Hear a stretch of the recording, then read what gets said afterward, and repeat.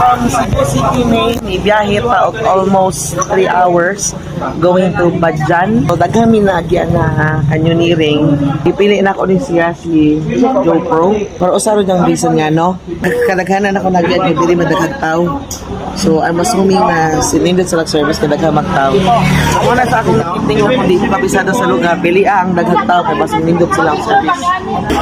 Dahil sa inyo mamaya ko. Ako si Pal.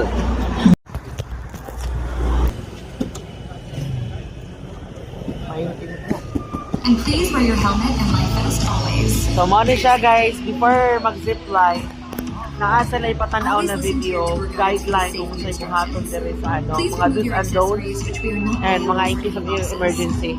Place your important things in your So, ang standard sa pag-canyoneering is 2,100 regardless of what company ang inyong kaon.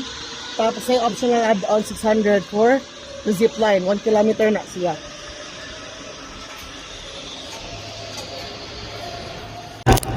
The view is so nice.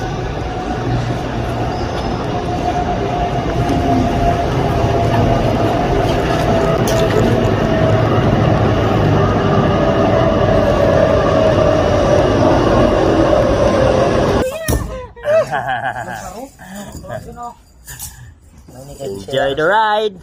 Araw-araw to si Kuya sa ganito. Sanay na to.